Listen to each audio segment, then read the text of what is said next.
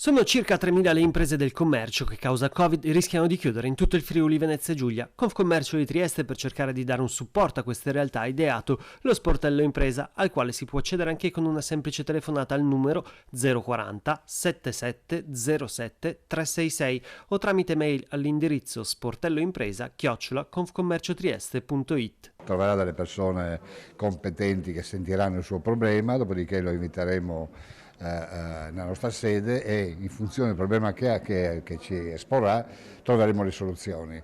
Il messaggio che vogliamo dare è che le soluzioni ci sono, noi come forza associativa siamo ascoltati dalla Regione, dal Comune, dalle società, dalle banche, insomma riusciamo a dare quel supporto importante che ogni impresa dovrebbe avere. Noi oggi qui partiamo con un esperimento provinciale, ma l'auspicio è che i nostri colleghi di Uni, Gorizia e Pordenone facciano altrettanto. Lo sportello è aperto anche agli albergatori e ha come obiettivo quello di supportare e consigliare l'imprenditore in crisi. In questo senso la scelta del Presidente della Repubblica Sergio Mattarella di incaricare Mario Draghi per la formazione di un nuovo governo viene vista in maniera più che positiva. Beh, diciamo di sì, la fiducia per il nuovo governo esiste, ce l'abbiamo, direi che Draghi è una persona conosciuta in tutto il mondo, un personaggio fortissimo in Europa, ne avevamo bisogno per essere più rispettati e sicuramente con un governo misto tecnico-politico forse sarà la volta buona per venire fuori da questo impasse e non essere più i penultimi in Europa.